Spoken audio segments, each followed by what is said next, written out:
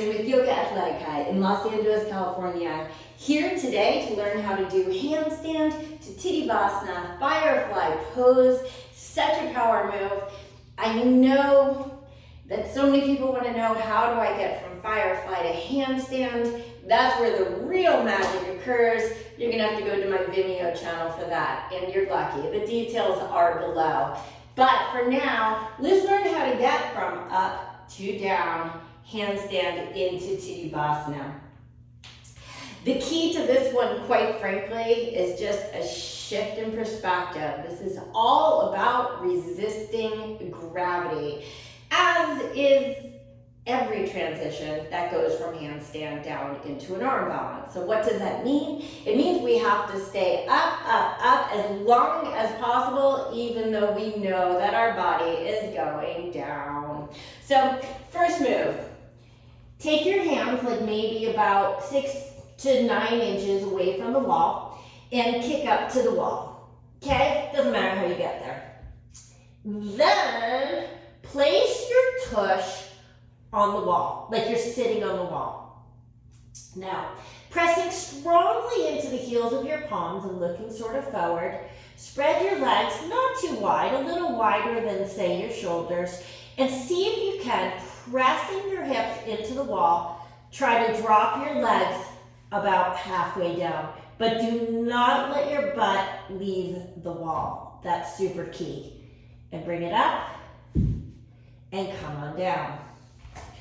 Okay, this is actually the primary key to, as I said, really coming down into all arm balances. Why? Because my tailbone is going this way, right? My tailbone is up and over, which means that my momentum of my pose is up, okay? How do I resist a fall down? It's by pressing up. If my tailbone is going this way, if it's rounding, then my momentum is going wah, wah, wah, down. It's just going to press me fast and furious into the floor. Let me show you. Watch my tailbone if I do not pull it backwards, okay? So I'm just going to go a little away from the wall because otherwise I don't want to run into the wall. So if I take my legs apart, and this time, instead of taking my hips back, I'm just going to take them straight down with my legs. Watch what happens, okay? No drama there. When my weight is going down, it's going to accelerate me down. And if I'm going down, straight down, that's the end of my story. There ain't no Firefly in that future. So, resist, resist, resist. And remember also, when my hips are going this way and my legs are going this way, the key is that I have that plane of symmetry that goes from my wrists to my shoulders and up, right? And I need to balance what's behind with what's in front. So what's behind my shoulders in this scenario is going to be sort of the heaviest part of my body, this midsection, my butt, my upper thigh, my lower abdomen. And then there's some that's going to be right above, and then what's out in front in this way are my legs, these super heavy appendages that I need to balance out. Let's try one more time. So I kick up, butt on the wall. So you see how that's going up and over. That means my momentum is up instead of down. And I take my legs about halfway down. Do not let your hips leave the wall at this point. And then pull it up, and you can come down. Okay, so just a reminder, I shoot these videos in about 10-15 minutes. It doesn't mean it took me 10 or 15 minutes to figure out these poses. Okay, so don't expect that you're going to do this once and all of a sudden you're like, yes, and I can do everything. You may have to take some time with this work. So do this until you're ready for the next step. Here's the next step. So we got our legs halfway down. Clearly that's not going to take me into my Firefly because Firefly is going to have to pass through all the way down. So next step is what we would call sort of a wrist tap, okay? So again, as my legs, these very, very heavy things come down, I'm gonna have to lift a lot of things up. So this time, I'll start off the same way, okay? So I put my butt on the wall, and I lower halfway down, and then I'm gonna take over with my head. So you see, I press my head into the wall instead. I'm pressing strongly into my hands, keeping my hips on the wall as long as possible. They're not gonna stay there the whole time this time. I press strongly, strongly, strongly into my hands and quite frankly into my head, and see if I can take my feet to my wrists. Okay, so I'm standing on air. Now, as we know,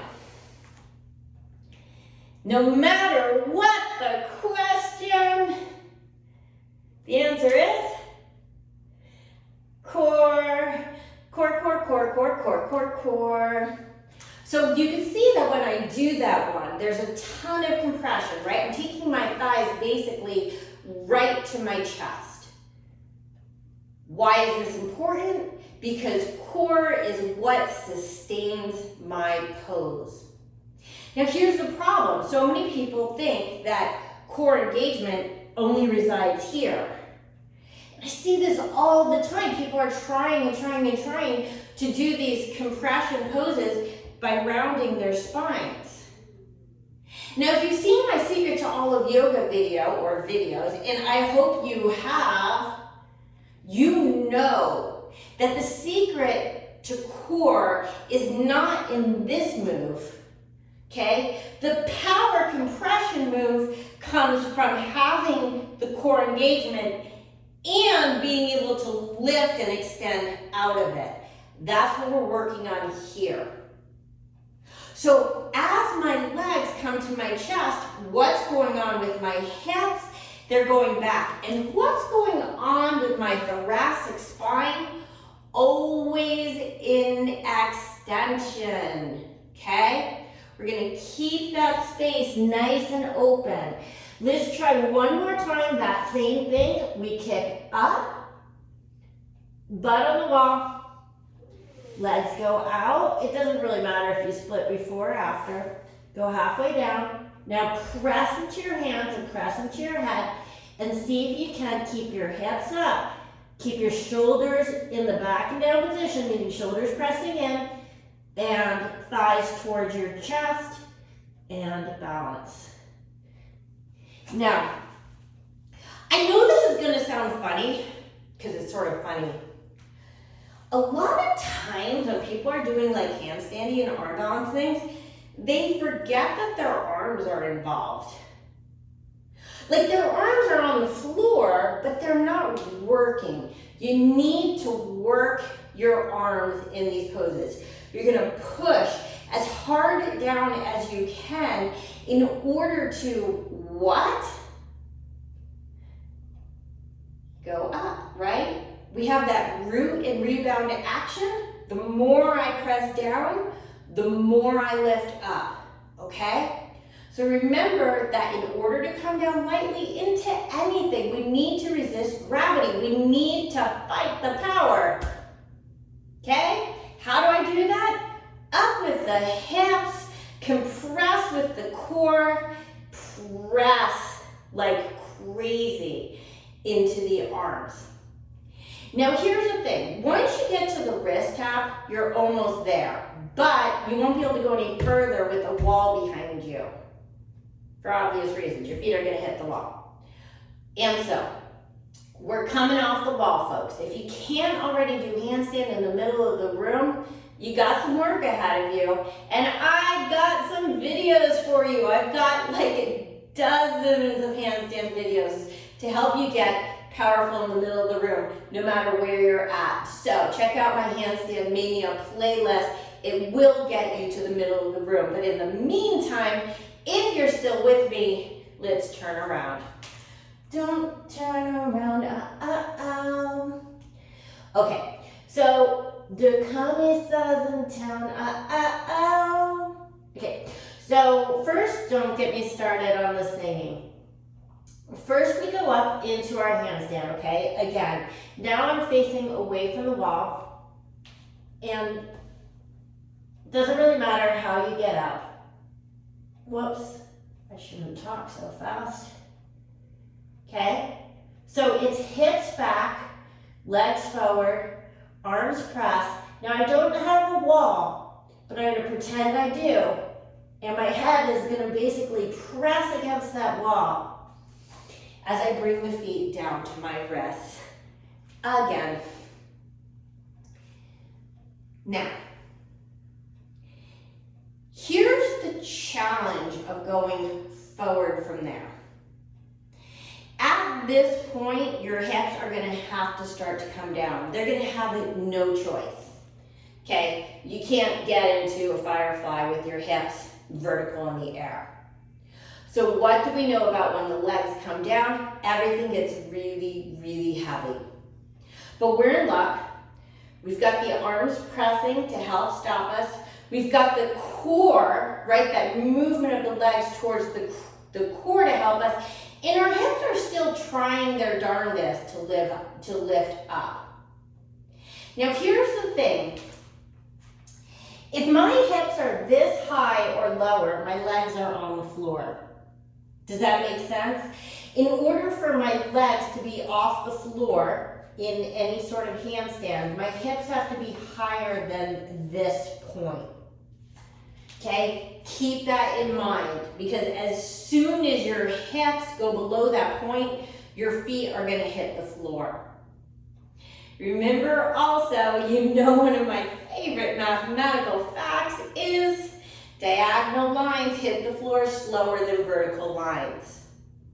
So if you start to pull your leg forward, it's going to be off the floor even if your hips are this high, but if your leg is vertical, it's going to be on the floor. Does that make sense? So even if my hips are at a fixed point, if I diagonal my leg, it'll be off the floor. If my leg stays vertical, it's on the floor. When we're coming into our Firefly, remember that our legs, so if my arms are here, where my foot is, my legs are somewhere in this vicinity, okay? It doesn't help to go straight down because my arms are over here. What does that mean? It means every time I come into an arm balance, I need to be coming in a C curve. Don't think about water falling down because you're just gonna waterfall down. Falling down, falling down. If you want to not waterfall right into the floor, you need to C curve into your pose. So as I come forward, not only am I going to move my leg forward in space, but I take my femur, my thigh bone, and I sort of pull it into my hip as if I'm trying to make my leg shorter, right? Because we've got a ball and socket here. Here's my femur. I actually can push it closer to the hip or sort of pull it out a little bit. I don't want it that far out, then I have a dislocated leg to create space. So we're going to compress the leg, pull that in, and diagonal. Now, remember that when we come forward, once again, Tittibhasana is not out here with your legs. It's in here. And guess what? That's going to serve you. Because as my legs hug in, so do I engage from my pelvic floor. This Mula Bandha energy can move up and sustain me. Okay. So, coming into your handstand. That's a hard one to remember.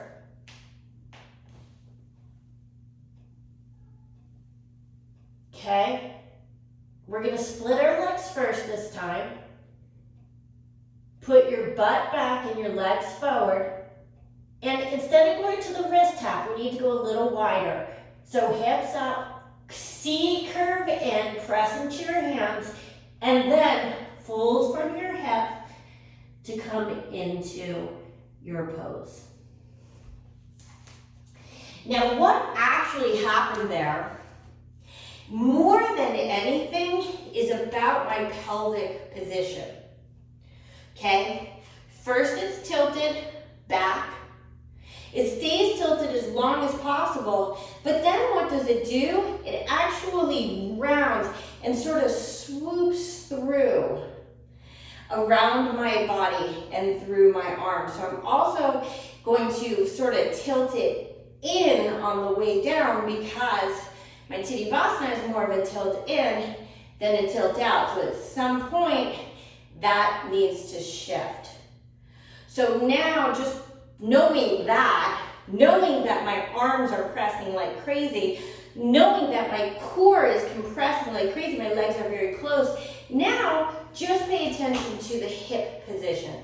How it's gonna start out behind me in a tilted position, how I'm gonna keep it there as long as possible, keep it high, resist, resist, resist, and then as it comes down, I follow through with that swoop into the C curve, into the Tittibhasana. Okay, so coming in,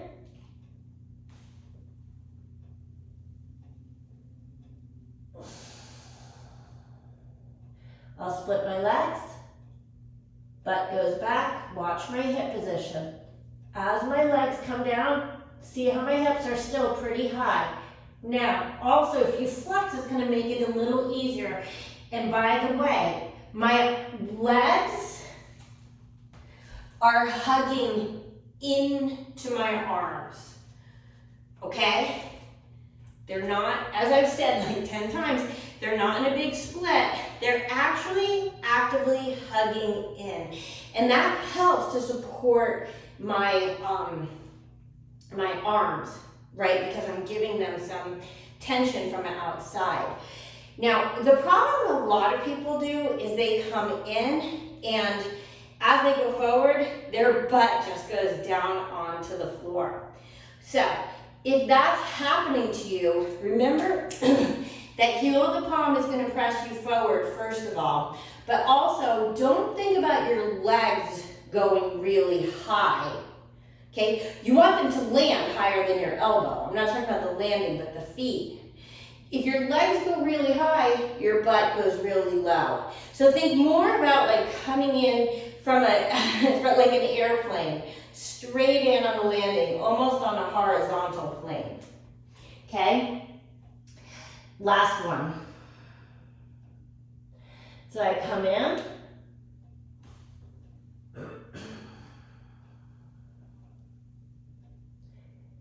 and if you want, honestly, you could split here as wide as you want. It's gonna narrow out, but you can do whatever you want here. The butt goes back, the legs go forward. I come down like I'm gonna do a wrist tap. See that compression? Press into your hands, start to shift from your hips, hug in and push forth.